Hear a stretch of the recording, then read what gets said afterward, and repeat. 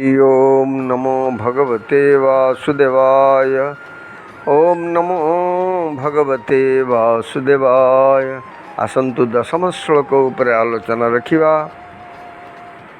न द्वेष्ट्य कुशलम कर्म कुशलेनानुसज्जते त्यागी सत्व समाविष्टो मेधावी क्षीर्ण संशयः। एठारे भगवान आनंद निधि अर्जुन को अति सुंदर भावरे कर्मर स्वरूप विषय एवं किमिति त्याग करिव से कथा संपूर्ण भावरे मूल त्याग जो आसक्ति छोटिया आसक्ति मध्य किमिति त्याग करिव कर्म किमिति बंधन हब नहीं से विषय कहउचंती। जे अकुशल कर्म रे द्वेष करे नहीं और कुशल कर्म रे आसक्ति मध्य हुए नहीं से ही त्यागी बुद्धिमान और संदेह रहित और निज स्वरूप रे स्थित। कहिबार तात्पर्य है कुशल कर्म। आमे जड़े लोक प्रणाम कले बा ता संगे कथबार्ता हेले बहुत दिन जेतेबेले बहुत दिन पर देखा होची आम पचारुचंदी भाई कुशल कुशल शब्दर अर्थ मंगल। जो कर्म ए जीव पाई मंगल कारक होता है ताकू कुशल कर्म कहा जाए। आउ तार विपरीत जोटा सेटा अकुशल कर्म जोटा तार अमंगल होता है अर्थात निषिद्ध कर्म पाप कर्म इत्यादि करिबा द्वारा ए जीव को नीच जोनि प्राप्ति होता है। एभली कर्म से त्याग करिबा उचित। त्याग करू किछि कथा नहीं किंतु से त्याग कला बेले जदि द्वेष सहित त्याग कला अर्थात कौनसी द्वेष अर्थात द्वेष भाव रखी त्याग कला ताहले से त्याग नुह कारण से द्वेष सहित मध्य तार संपर्क जोड़ी हो गला। तापरे भगवान कहउचंती कुशले नानुसज्जते शास्त्र विहित कर्म मध्यरु जेउ कर्म वर्ण आश्रम परिस्थिति इत्यादि अनुसार नियत कर्म बोली कहाइछि एवं जहाँ आसक्ति फलेच्छा त्याग करी करा जाए तथा परिणाम रे जहाँ द्वारा मुक्ति मिले से समस्त कर्म को कुशल कर्म कहा जाइछि। साधक एभली कुशल कर्म करुथिले मध्य सेथिप्रति आसक्त हुए नहीं अर्थात मु कुशल कर्म करुछि ता प्रति अनुराग रखिब नहीं ता प्रति आसक्त रखिब नहीं आउ अकुशल कर्म त्याग बेले ता प्रति द्वेष रखिब नहीं। तेणु दीटी जाक त्याग कला बेले ता सहित संपर्क केमती क्षीर्ण हब कर्म सहित से कथा भगवान एठारे कहउचंती। अकुशल कर्म कुशल कर्म मध्य बंधनर कारण हो जदि आसक्ति रहिला। तेणु भगवान एठारे कहउचंती एभली लोक को बुद्धिमान मेधावी बोली कहा जाए आउ तार संदेह किछि रहे नहीं क्षीर्ण संशय से त्यागी मनुष्यर कौनसी संदेह रहे नहीं अभिन्न भावे तत्व स्थित होइथिबारु तांकठारे कौनसी प्रकार संदेह रहिबार संभावना भी न थाए। संदेह तो अपूर्ण ज्ञान रे हुए अर्थात किछि जानिथिबा ओ किछि न जानिथिबा अवस्था रे ही संदेह अवस्था रुहे। मात्र वर्तमान एठी से संपूर्ण भाव रे कर्म त्याग करिबा द्वारा तार क्षीर्ण संशय तापरे ता सत्व समाविष्ट से आसक्ति इत्यादि दूर हो जाइथिबारु निज स्वरूप रे चिन्मय सतारे से स्वतः स्थित हो जाइथाय। तेणु ताको सत्व समाविष्ट बोली कहाइछि। एभली भावरे निज स्वरूप रे स्थित हो जाए। यहाँ को कर्म करिबारे राग हेउ नथिबो छाड़िबारे द्वेष हेउ नथिबो। एते जंजाल रे पड़िबा अपेक्षा कर्म को सर्वथा त्याग करा न जीव कहीं यही सन्देह मोचन पाई भगवान एकादश श्लोक कहिए। जय जगन्नाथ स्वामी की जय। नारायण अखिल गुरु भगवन् नमस्ते, नारायण अखिल गुरु भगवन् नमस्ते। यद्भाव भावित धियो मनुजास्तथैव संप्राप्य रूप महिमा सनयान भूषः।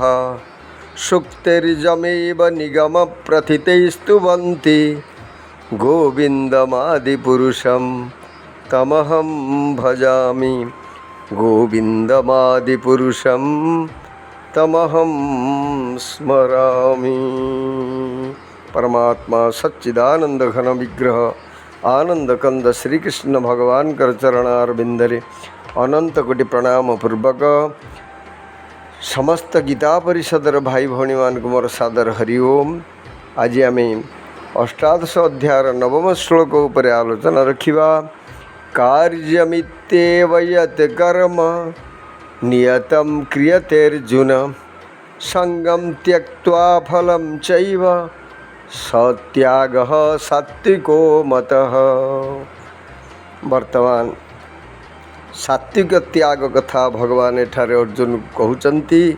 हे अर्जुन, केवल कर्तव्य पालन करने को हेब, एपरी बुझी आसक्ति और फलेच्छा त्याग करी जो कर्म करा जाए ताहाको ही सात्विक त्याग बोली मानि निया जाइछि।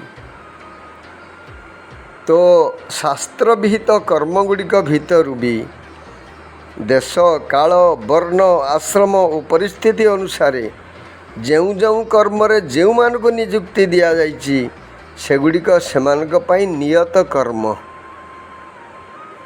यथा साधु माने एभली साधना करिवा उचित, गृहस्थ माने एपरी कर्तव्य करिवा उचित, ब्राह्मण व क्षत्रिय तार यही कार्य करिवा उचित। प्रमाद आलस्य उपेक्षा उदासीनता इत्यादि दोषरु मुक्त होई तत्पर व उत्साहपूर्वक से कर्मगुड़ी को करवा उचित। तेणु भगवान कर्मयोग प्रसंग रे स्थाने स्थाने समाचार शब्द मध्य व्यवहार करिसंती। गीतार तृतीय अध्याय रे नवम श्लोक रे कहउचंती प्रभु यज्ञार्थात् कर्मणो न्यत्र लोकयं कर्म बंधनः तदर्थम कर्म कौन्तेय मुक्त संग समाचार।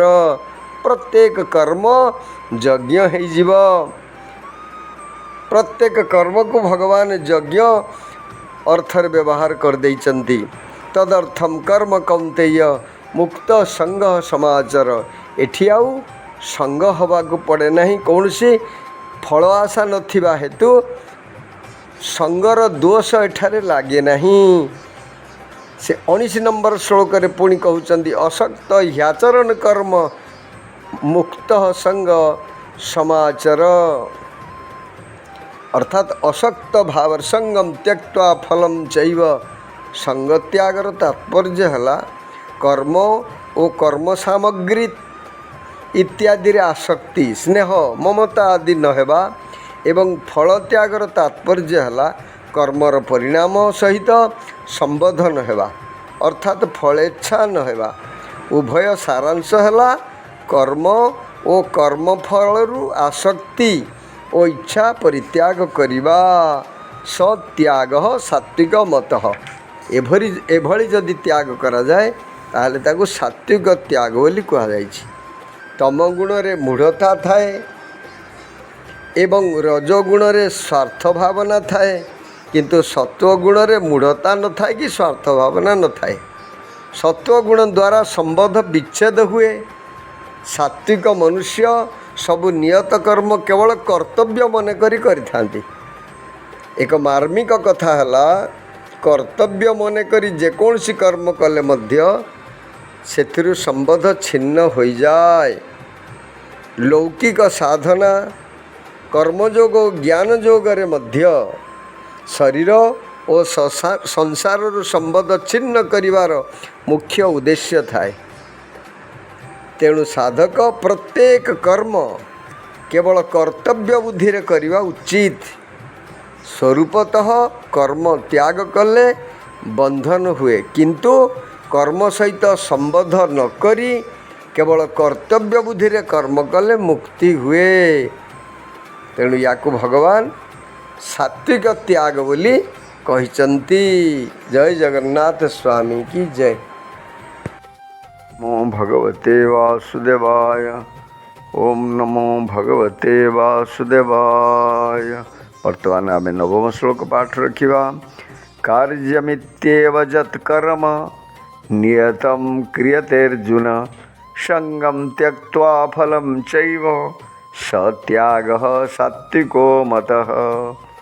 कार्य इति एव, कार्यमित्येव, कार्य कहले कर्तव्य, इति एहिपरि, एव एपरिकी, जत कर्म जत जहा कर्म कर्म, नियतम नियत, क्रियते करा जाए, अर्जुन हे अर्जुन, संगम आसक्ति, त्यक्त्वा त्याग करी, फलम फल, च एवं एव एपरिकी, स ताहा, त्याग त्याग, सात्विक सात्विक, मत मत। आउ थे पाठ रखा। कार्यमित्येव यत्कर्म नियतं क्रियतेऽर्जुन संगं त्यक्त्वा फलं चैव सत्यागः सात्विको मतः। श्लोकार्थ है, हे अर्जुन, कर्म करवा हेउछि कर्तव्य, एही भाव रे आसक्ति एवं फल त्याग करी जो कर्म करा जाए ताहाकू सात्विक त्याग बोली विचार करा जाइछि। जय जगन्नाथ स्वामी की जय। नमो भगवते वासुदेवाय। ओम नमो भगवते वासुदेवाय। वर्तमान में दशम श्लोक पाठ रखा। न द्वेष्ट्य कुशलं कर्म कुशलेनानुसज्जते त्यागी सत्वसमाविष्टो मेधावी क्षीर्ण संशय। न द्वेष्टि, द्वेष करे नहीं, अकुशलम अकुशल अशुभ, कर्म काम, कुशले कुशलरे वा शुभरे, न अनुसज्जते आसक्त हुए नहीं, त्यागी त्यागी, सत्व समाविष्ट सत्वगुण संपन्न, मेधावी मेधावी, क्षीर्ण संशय संशयहीन। आउ थे पाठ रखा।